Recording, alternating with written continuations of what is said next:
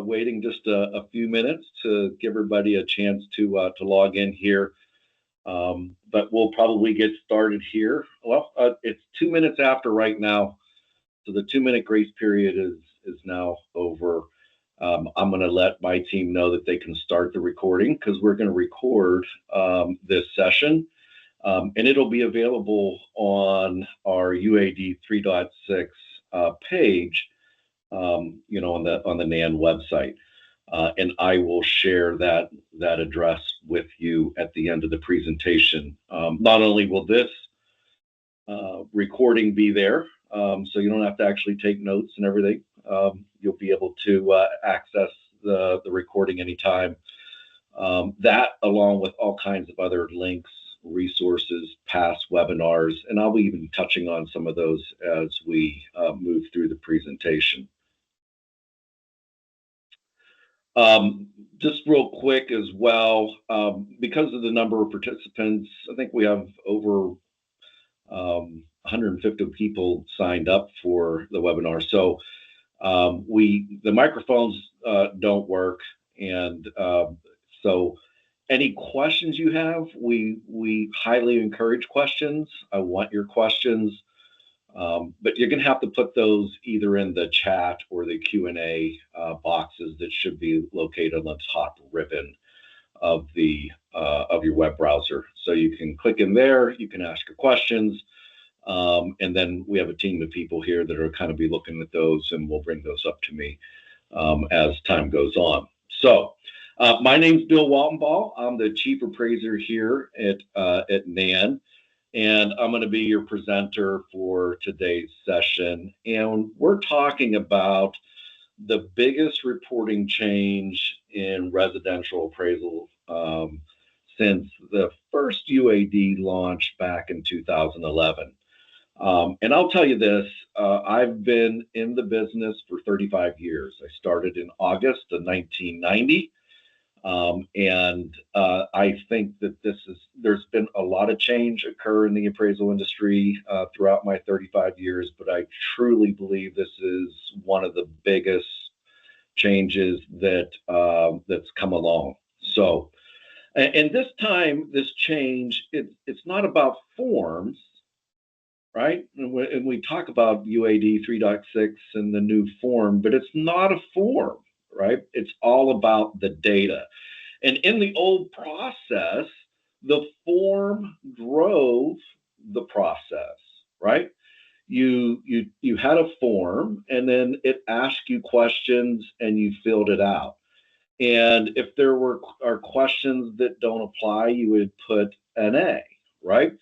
And then we had pages and pages and pages of free form text for an appraiser to be able to add any additional information that maybe was important, but there wasn't a space to provide that information, right?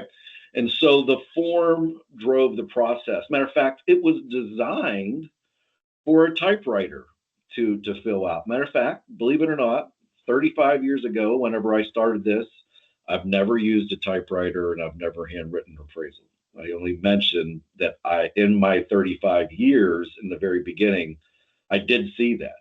I would see handwritten appraisals. I would see appraisals where a typewriter was used. And that's what these forms that we work with every single day, they were designed for a typewriter, right? You put the form in there and you went to the space and you typed in your answer. If you wanted, you technically still could create a report using this legacy process. Today, or going forward, when we move into UAD 3.6, data is going to create the report, right?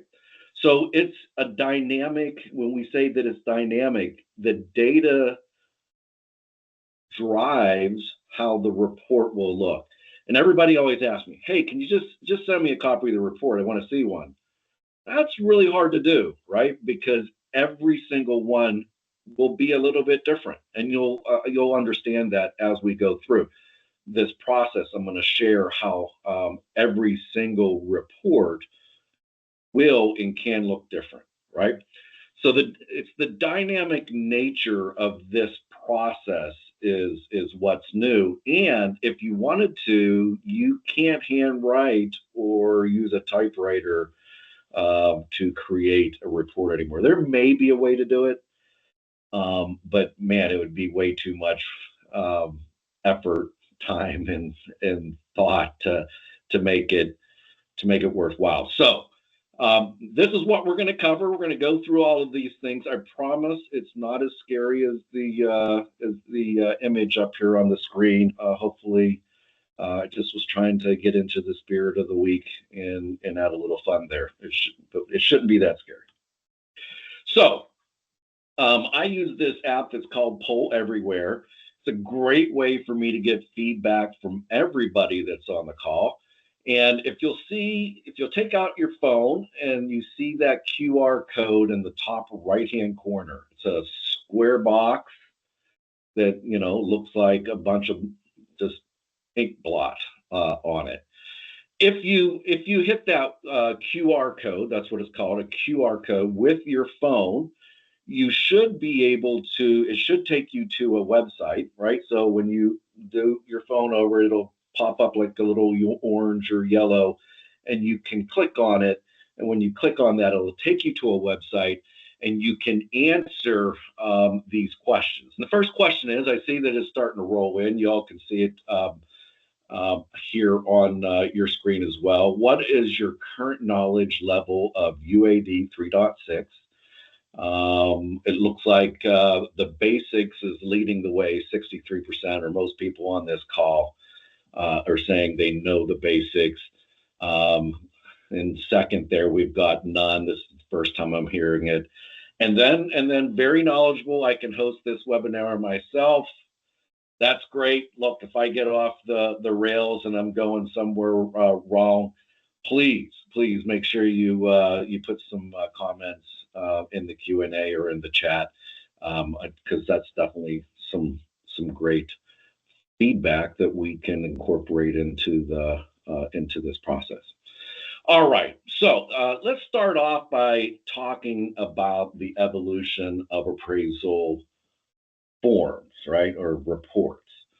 Back in 1960 is when the first appraisal forms were developed to standardize the valuation process. I was born in the 60s, but I've never written an appraisal report in the 60s. But it's my understanding the very first form report was called the Green Hornet. And if you're in the industry and you know George Opelka, who worked at ACI for the longest time, it was George's father, was my understanding, is the one that created that report. In the 80s, the first GSE forms were introduced in an effort to bring more uniformity across the industry. And then in around 1993, and that's when I entered into the business. That's when Fannie Mae and Freddie Mac really became the leaders in transforming the way mortgage appraisals are conducted.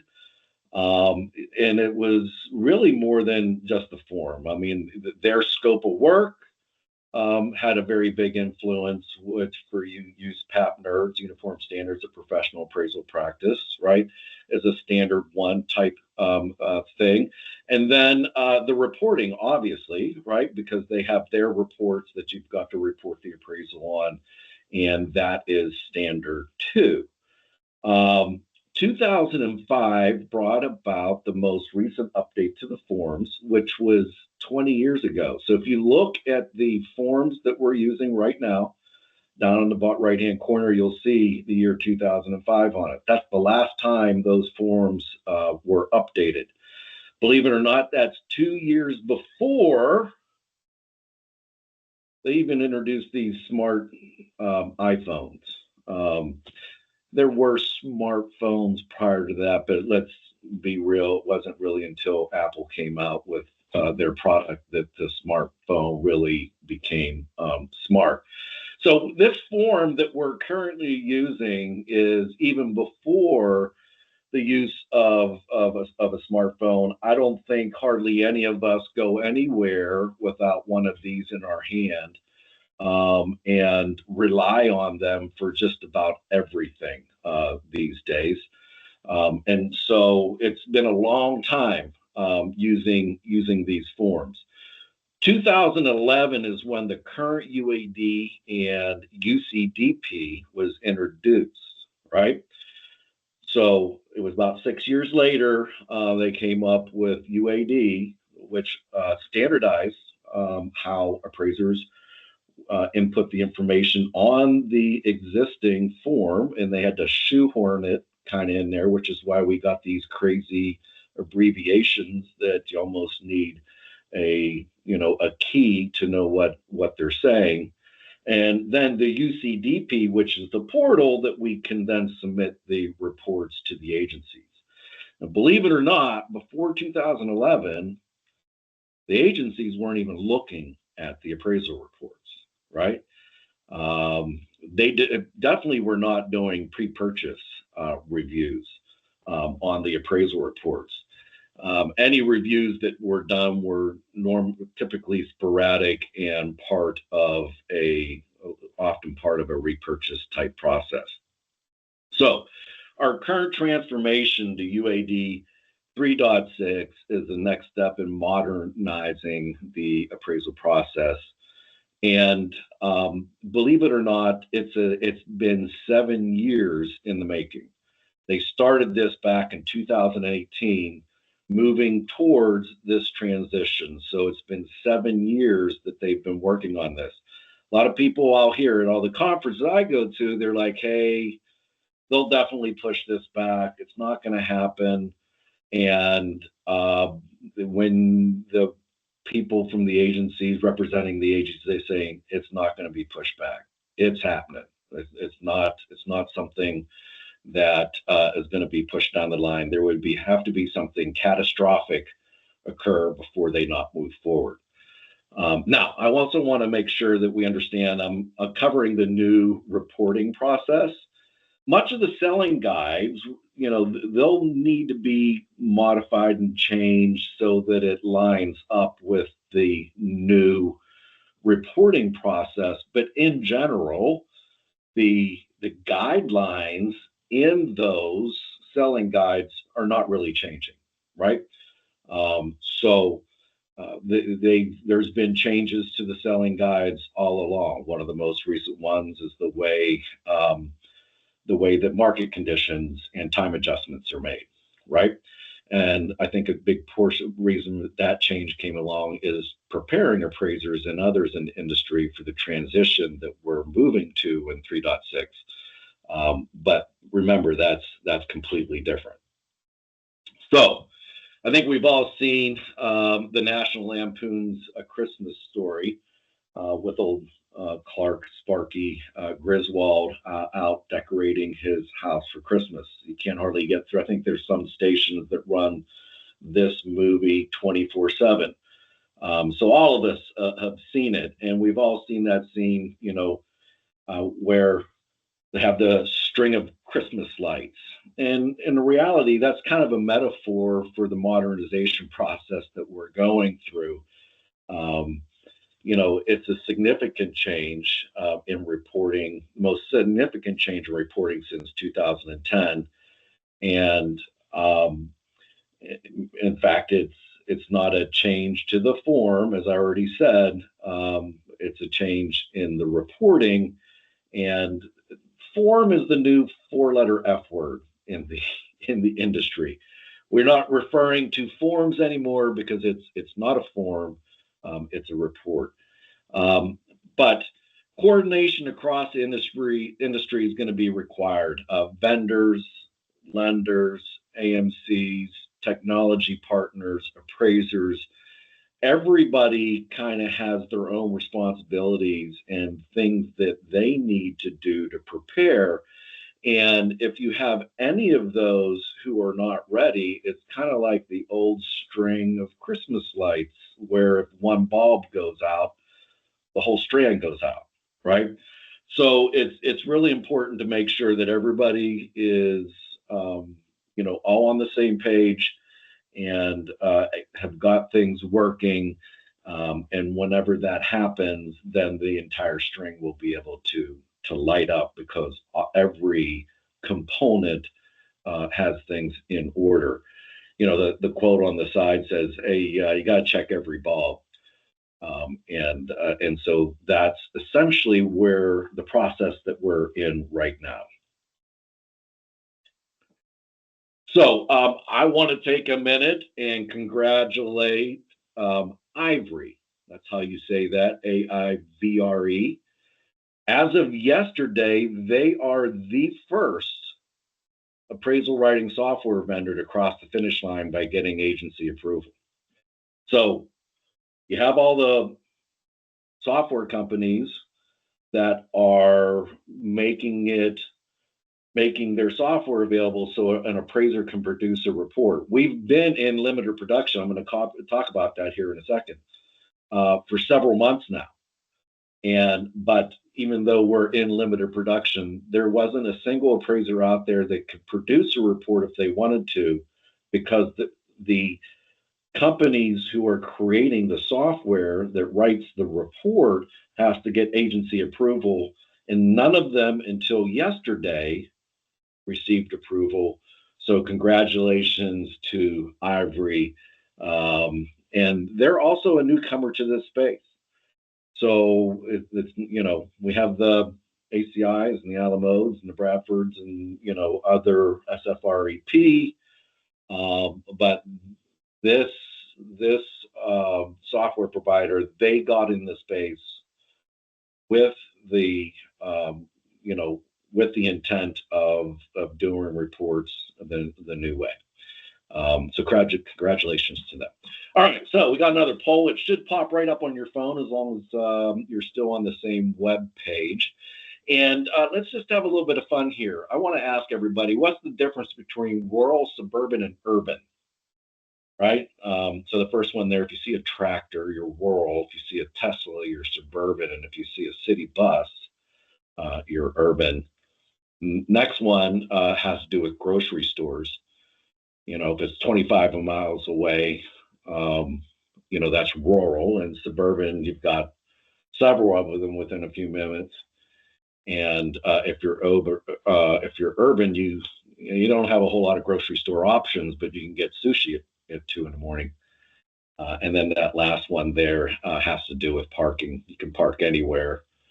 The next one, you can park in your driveway after you dodge all of the kids and their toys and Amazon boxes. And then urban, you got to pray for parking because there's just not a whole lot. Look, I'm just having a little bit of fun here. Obviously, there's no right or wrong answer, but the rural, suburban, urban thing is the truth is there's no definition, right? And in my seat, I have a lot of appraisers who will say one thing, and our clients are saying, well, no, we don't. That kind of messes things up for us. We really need them to say suburban instead of rural. And then they say, what do you think? And I'm like, but I'm not the appraiser. I'm not the one signing the report. I don't get to make that decision. And I can't make anybody change because it's their opinion, right? It's very subjective. And part of what we're trying to do here is move away from subjectivity. So, why UAD 3.6 matters? Well, what we're trying to do is bring the appraisal portion in the industry in alignment with the industry standard, which is MISMO 3.6. Trying to get in alignment with the rest of the industry in that standard. By doing so, it creates consistency across the entire mortgage ecosystem, making it easier to share and process appraisal data. Both the government-sponsored enterprises, Fannie Mae, Freddie Mac, Federal Housing Administration, have adopted these new standards. It means that every residential appraiser is going to be impacted. and it's not optional. It's a mandatory change. When we get to the mandatory date, which is in November of 2026, that's the cutoff date, right? So, what are some of the benefits? Well, it's going to be a dynamic structure. We already used that word dynamic, right? Which means that it's easier to make changes or adopt changes whenever it's necessary, right? And so remember, the data is going to drive the output. And so if there is a change, it's easier to make that change in this dynamic process instead of being stuck with those static forms. It's going to include discrete data, which improves consistency, automation, and overall data quality. It's going to have better photo tagging. Well, what do I mean by that? Every photo is going to be associated with a cluster of data. And so it's not just going to be stuck on addendum and say, okay, well, what is that? Are they just showing the back of the house, or is it that damage I see on the siding? It's going to be very clear what that photo is for. And then it'll be improved quality control, because with the discrete data and the way the information is collected, it's going to be very structured, which will allow for better QC type, automated QC type checks. And again, the biggest thing is that they're trying to limit as much subjective data as possible. Matter of fact, the neighborhood section is going away. We will not have a neighborhood section, and we also will not have the appraiser's opinion in regards to rural, suburban, or urban. It just won't be on the form at all. And then last but not least, is the way the report is delivered. It's going to be in a zip file. In that file, you will have the XML, the PDF, and then also a folder that includes all of the photos. So again, as I mentioned earlier, we're currently in the limited production phase, which began on September 8th. It's a testing period. Only a few lenders requested to participate, and even fewer were approved. But again, until yesterday, even if you are approved, you couldn't get one of those reports because we hadn't yet had a software provider that was approved to write the reports. And again, that software provider is Ivory. There's been stories from some of we had a webinar with Ivory. They're new to the space. If you want to see that, you can, when I give you our web address, you can go in and watch it. But I've talked to almost all of the providers that are writing the software for an appraiser to complete a report, and they say that the testing to get approved by the agencies is very very meticulous. Matter of fact, like if there's a line on the report, if it was only a few pixels off, which you can't even see with your bare eyes, it would not get approval. So it's going to be exceptionally standardized. Right now, you can, if you look at the forms, even though they all look very closely, there are slight little differences from different software providers on how they print and are presented. All of that's going away. Also, many LOS and management platforms are working out their details. And integrations is another big consideration that everybody needs to take in, put some thought towards. Broad production will roll out across the industry starting on January 26th, and it'll go to November 1st, right, to when the mandatory production starts. The FHA has come out and said that they're adopting the new UAD 3.6, and they'll begin their optional adoption in the spring of 2026. They haven't said exactly when yet, and they haven't even provided a mandatory date, but they did come out and tell everybody that they plan on adopting it. The VA has not yet provided an official statement. NAN doesn't manage VA assignments. Those are completed a little bit differently, but I 100% expect them to be doing some type of announcement soon and having an adoption timeline that's very similar. Why is it important that everybody kind of adopt this new process? Everybody's been in consideration, right? So the new data that's collected, there is some data that FHA requires that the agencies don't require. But when they built UAD 3.6, they have a space for the FHA questions, right? They included them in the process. Same with the VA. And if you're looking at the F1 addendum, you'll know that they are a FHA or VA question because of the green shading that's on it. So if you haven't looked at the F1 addendum yet, I suggest you go and take a look at that. It's a great way for you to get a good feel for how these reports are going to be generated. But why is it important? Well, I mean, look, we transfer appraisals, right? From FHA to conventional to FHA, and even some VA stuff in there, right? Transitioning between a 2.6 and a 3.6, I don't think it's going to be very seamless, right? They don't really match up. And so it's going to be really important that everybody do adoption very quickly, because until that occurs, transferring a report between different loan programs is going to be exceptionally difficult. So what's the status of your LOS or appraisal management platform? Are you ready to roll? Like, bring it on, let's go. You're not sure, you haven't heard anything from them. They're working on it and will be ready by the end of 2025, or they're working on it and haven't really given you any type of implementation date.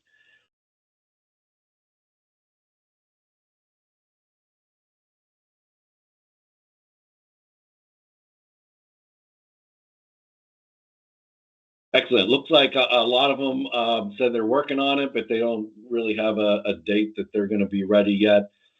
Others are not sure because they haven't heard anything. A few, I'm glad to see some are ready to roll and they're going, and then others, look like we got a few here also that plan on being ready by the end of 2025. Look, though, I think a lot of pressure was on the appraisal writing software providers being ready to go, so that appraisers can actually write these reports. But the next thing is, we also need to be able to work through, these appraisals need to be able to be delivered. You're going to have, quality control set up for them. And your systems are going to have to be able to, handle the zip file. You need to be able to know how you're ordering these. You can't use a form number. Form numbers are going away. And so, it's going to be really important to know how we're going to handle all this, not to mention that, you need to submit it to UCDP. All right. Thank you for that feedback. So again, the legacy approach used static forms. I already mentioned that, 1004, 1025, 1073. It was really kind of a shorthand way for us to order an appraisal, right? Because each one of those forms, static form, had the scope of work pre-printed on it, right? And so it was, 1073 and 1075. Those are both condos. What's the difference? Well, 1073 requires both an interior and exterior inspection.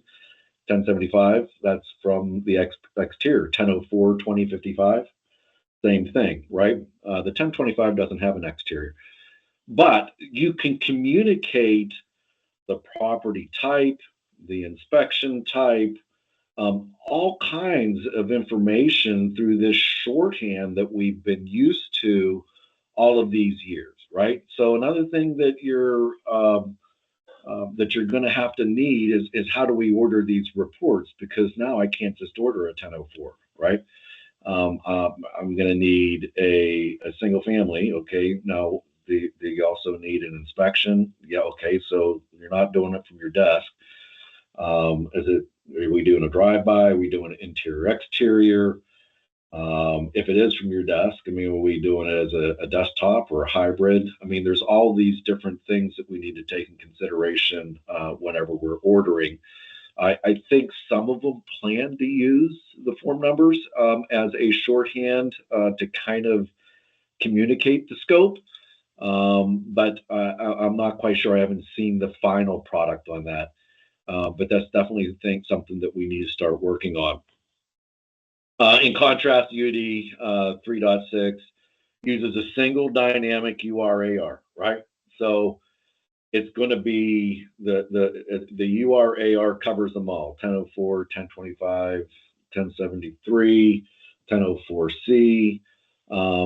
They're taking all of these forms, and there's just one report that's generated, and it's dynamic. And I'm going to show you how that works, but it's going to be dynamic. So what you're ordering is a URAR. Now, it's kind of funny. You take all of those form numbers, and now they're all going away, and we just have one type of report that covers them all, except for the 1004D, right?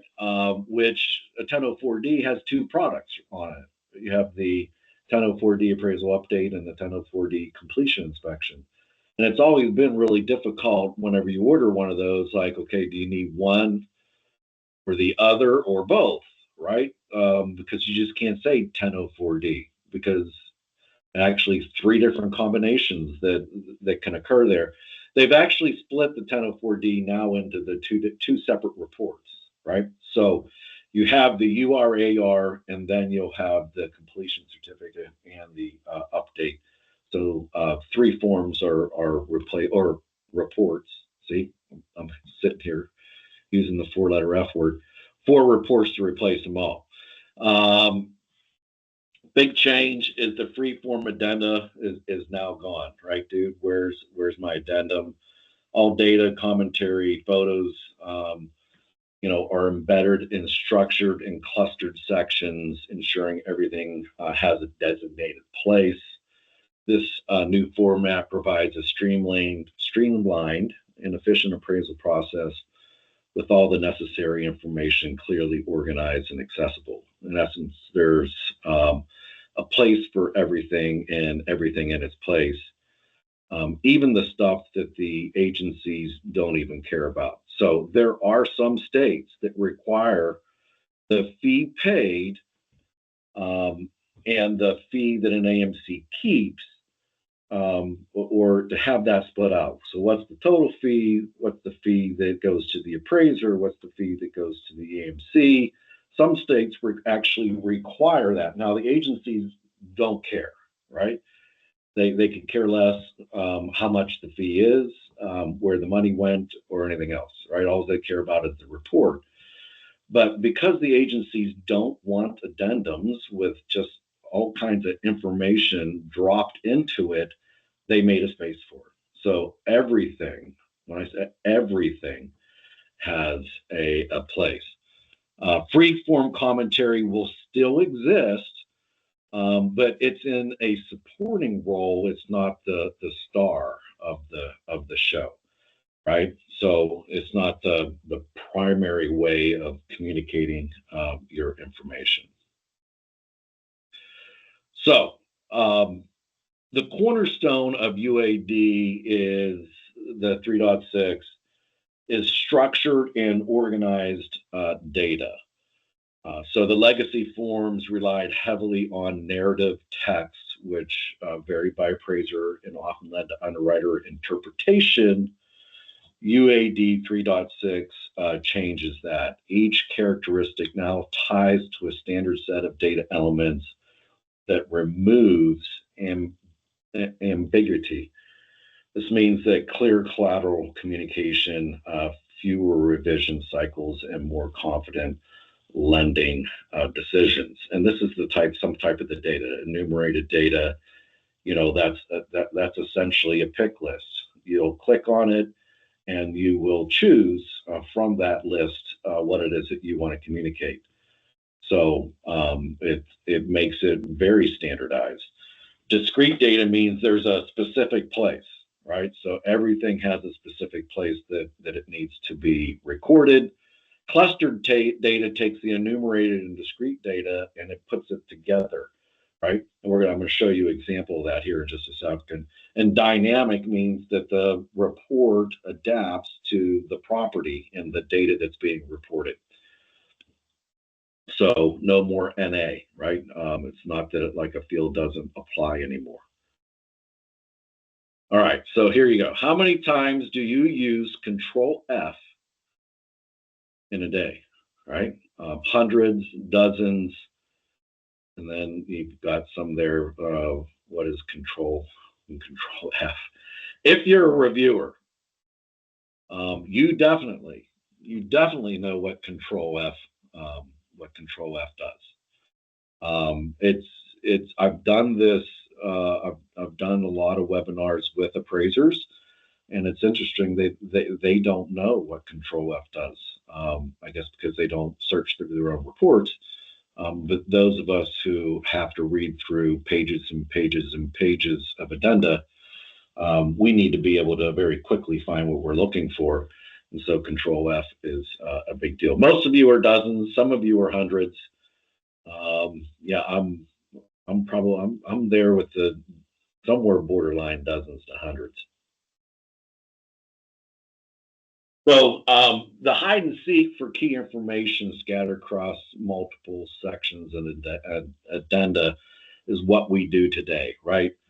And I always said that like you're looking to see if it has a broken window, and you'll put broken and you'll put window in. You're like, you can't find it. That's because the appraiser, and then the appraiser says, well, read my report, which is 50, 60, 70 pages long, and they use cracked glass. Well, that's why we couldn't find it, right? Because we were using Control F and using the wrong words. The new method, again, is using these pick lists and clustered data and photos and commentary that's all kind of put in one place, right? So if you have a roof defect, the identification, description, photo, all the information that you need to know is going to be clustered together. I'm going to show you what that looks like here in just a second. But the truth is, we will need to use Control F a lot less once we get familiar with the reporting structure of these reports, because we'll be able to go directly where we need to see the information. So here's the roof reporting and repair, right? And so we got here, the feature is a roof, composition estimated it's 10 to 20 years old. It says typical wear and tear. It says reported condition is subject to repair. See defects table in commentary below. And if you go over here, which is this section's actually below this section, but I had to break it up, right? It says roof is significantly worn and has damage, flashing, but no apparent active leaks. Spec soundness, yes. Recommended action, repair, and then there'll be a photo right here. All the information you need, right? All the information that you need will be here in one space. Now, the defects, damages, and deficiencies appear in 6 sections in this new report. The site section, the exterior section, outbuilding, interior, vehicle storage, and property amenities. And if it's applicable to one, if there's a defects, damages, or deficiencies reported in any of these sections, it also shows up in a summary section and a reconciliation section. Matter of fact, back in the day when I do appraisals, I've worked so long, doing my inspection and gathering my comps and making my adjustments and writing all this stuff up. And I'm old enough that I would actually deliver it to my client and I'd hand it to them, and they would go like this and flip several pages, look at the value, and say, "Okay, we're good." Right? But they had to flip through several pages. The value is going to be right on the front, right in this summary section. Matter of fact, a good portion of what you're going to want to know is going to be right there in that summary section. And if there's something there that kind of points to something that needs to be looked at a little closer, a lot of times you'll be able to go to the reconciliation section and see how that's impacting the value in the report and everything else, right? So very quickly, you're able to get a good feel for what's happening in the summary reconciliation, and then you can also go to the whatever section of the report that's in to get all of the gory details. And here's just some example. Matter of fact, we don't have to spend a whole lot of time here. There's some mandatory sections and some dynamic sections. Matter of fact, I lifted Fannie Mae's or the agencies off the addendum. Here are the different sections, right? So that green check mark always displays, well, the summary section, the subject property amenities, the assignment information, overall quality and condition, the subject property, highest and best use, which, by the way, highest and best use, there's not just one check mark anymore. There's four, right? You have to go through all four tests and you have to check off each one of those. There's the site section, the market section, right? The market section is pretty much replacing the neighborhood. There's no, like I said, there's no more neighborhood section. Sketch, subject listing information, dwelling exterior, prior sale and transfer history, unit reconciliation, functional obsolescence, certification and scope of work, and vehicle storage. All of these will always be under report. If applicable, right, these are conditional sections. Disaster mitigation, and check this out, sales comparison approach. Why would the sales comparison approach not be on every single report? The reason being, you see down here, GC's policy requires the approach in most cases, but there are a few exceptions. And I think that that's probably the one that comes to the top of my head is Native American appraisals, where sometimes you have to use a cost approach in that report. If there's energy efficient items and green features, right, then it's applicable.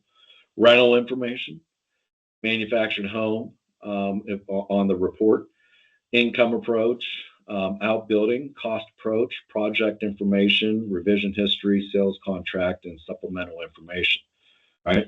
So sales contract only if it's a purchase. If it's refinance, you don't need it. And then these are the repeating sections. The dwelling exterior for 2 to 4 unit properties with multiple dwellings, manufactured for whenever there are more than one manufactured home on the site. Unit interior for 2 to 4 unit properties. Each unit's going to be broken down into its own section, and then outbuildings whenever there are multiple outbuildings. We have 15 minutes left. I want to keep moving here, but I also wanted to ask my team, is there any questions here or anything that anybody has? No, I don't think I see any, so we should be good.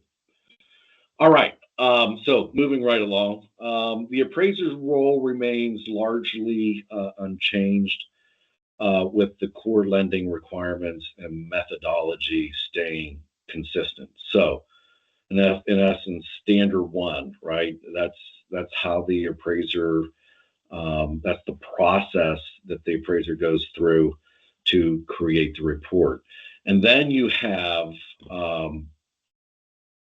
selling guide policies. And I already mentioned most of those are staying primarily unchanged, right? Core lending requirements stay consistent.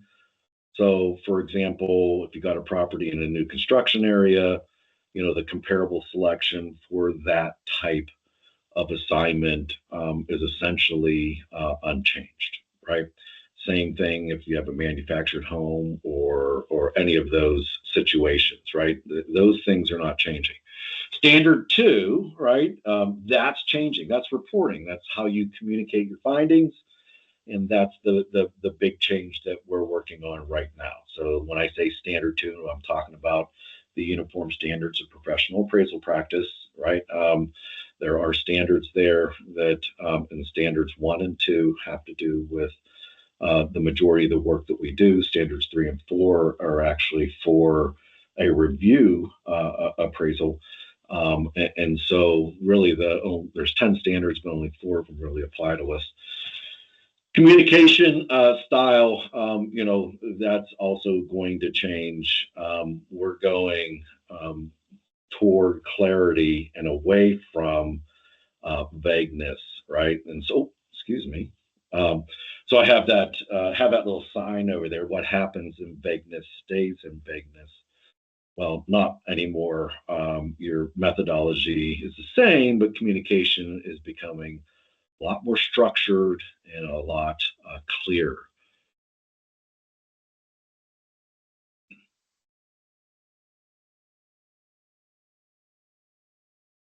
So, what workflow will UAD 3.6 change the most? Let's look at these pain points together, see where the biggest adjustments are needed. So, longer inspection and data collection. Now, this has less to do with us clients, although I think the client, I think you do probably will need to tell your borrowers that if you had an appraisal in the past, there's a good chance that the appraiser is going to be at your house longer than they used to in the past, right? And the reason being is because this process highly it's highly recommended that the appraiser use some type of mobile data technology to collect the information about the subject, which means that if they use that technology to collect all their data, they can be very confident when they leave, they got everything that they need, right? Because they're working through and they're gathering all of that information. They're taking photos that are associated directly with what they're talking about. And so it could be that they spend now. Does that mean the appraisal is going to take longer? Well, not necessarily, right? Sean Telford was a good friend of mine, works at Cotality. He explained it this way. He says, when you go to fill your car up with gas, you don't fill up a bunch of 5-gallon gas cans, drive home, and then pour it into your car, right? The mobile data technology that they'll be using is like going to the pump and pouring the gas directly into your car, because when you get back, you don't have to move that data from your notes onto the software you're using to produce the report, right? So in essence, you're taking a little bit more time at the property, but then it saves that time whenever you get back to your office, because you don't have to pour the gas. Sorry, my hand. Pour the gas back into the car. All of us are going to have to learn new software, new processes, and look, there's going to be a learning curve for everybody. But I think that the longer we do things, the better we get at it, and the more efficient we become at it. And so, although it's going to be a little bit painful, maybe in the beginning, in the end, I think it's going to ultimately make everybody more efficient. It's just going to take a little bit of time for us to get used to it. We're going to lose those long narrative, free form addendas, which, those structured reporting requirements is going to make it a whole lot easier for us to find what we need to within a report and make a decision. And having it structured like that provides a higher QC scrutiny with systems. So,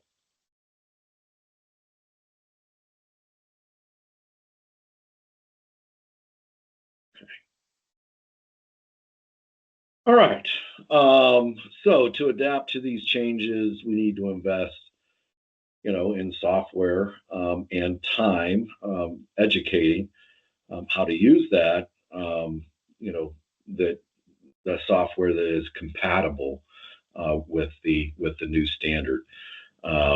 Again, from an appraiser's perspective, they really need to invest in mobile data collection um, so that they can ensure that they have everything they need and not double handle data when they leave the report. Um, I highly suggest everybody go to the agency's website and their UAD pages. You should be able to find and download a copy of Appendix F1 and Appendix C1. Both of those documents are going to be very helpful in understanding on how these reports are developed and how the information is going to be displayed. I believe it's Appendix D1 that has maybe 15 different types of reports that you can download and look at to see what they look like, right? Because everybody's like, I want to see a form. I want to see one of these forms. Not a form, it's a report, and every single one of those reports are different, right? One's for a manufactured home with different types of inspections, another one's for single family, but there's all of these. Some have damages and deficiencies, and others don't. So you can go in there. Some have outbuildings, some don't. You can go in there and see how each of the reports look um, in the different in those different scenarios. Um, and then we're going to have to develop, our own quality control workflows to review these reports. One of the things that is really important is um, if whenever the appraiser says there's an outbuilding, all the information you need about an outbuilding is dynamic, and they will have to report all of that. One of the harder things from a QC perspective is if they're an outbuilding and they don't say there's an outbuilding. Well, then now how do we know that there's not an outbuilding, right? So that's going to be, those are going to be some of the things that if something does exist but wasn't reported, how do we catch that in the QC process? Um, so let's see here. Yeah, the summary and reconciliation sections, I already kind of covered those. Those are going to be some really important sections. I think that it'll, help us triage reports.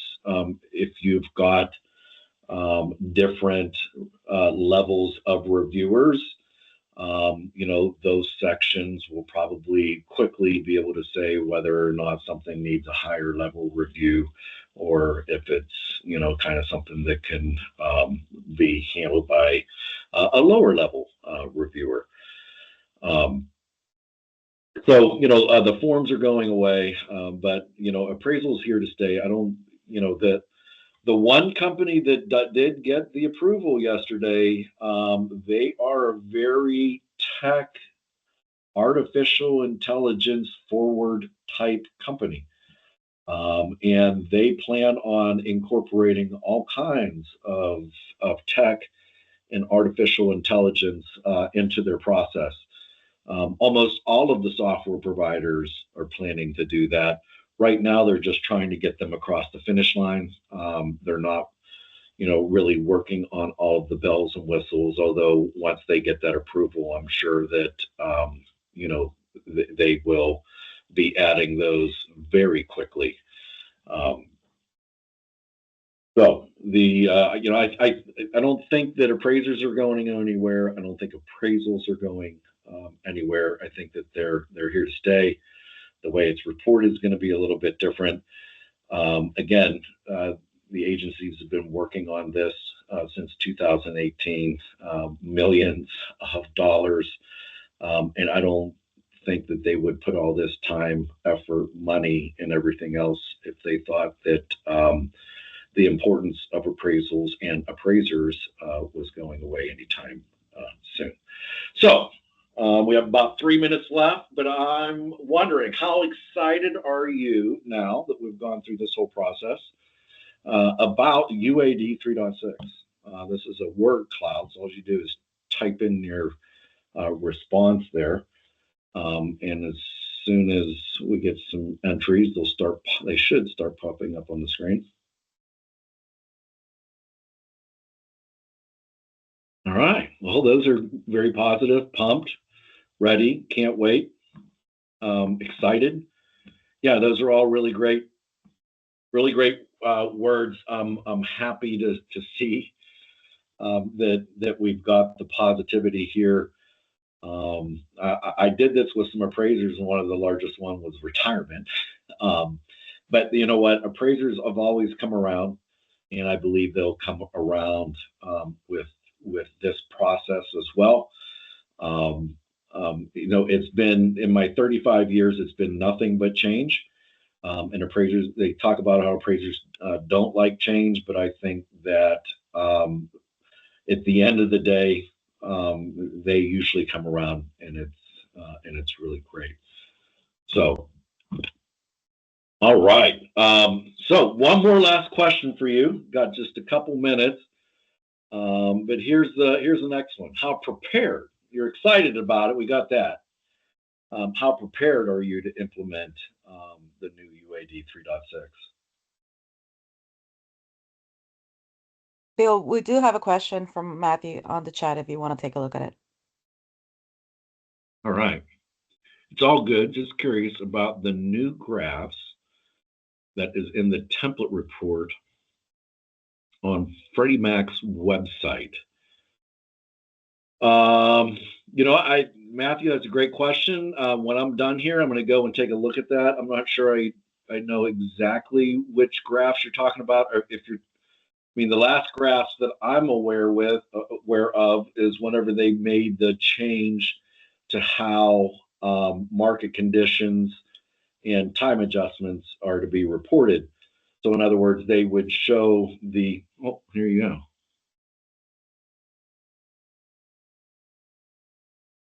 This is typical for a quarter evidence. Yeah, so there will be space for appraisers to upload graphs and things of that nature that are relevant to their analysis.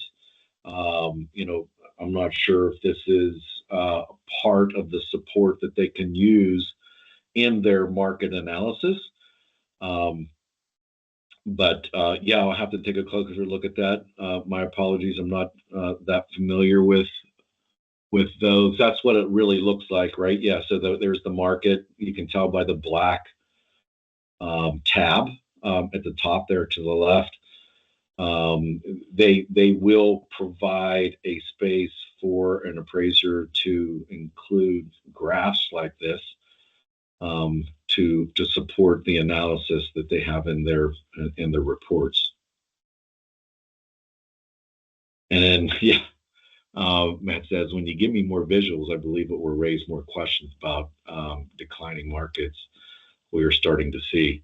Yeah. And look, the other thing is that right now when an appraiser, does their market analysis and then they say, see the graphs on page 33, you kind of look at what they did, and then you have to scroll, this little button on see, I shouldn't have done that. The little button that you have there, you gotta scroll all over to take a look at it, and then you're like, okay, well, what was I looking at? Let's see if I can. I was.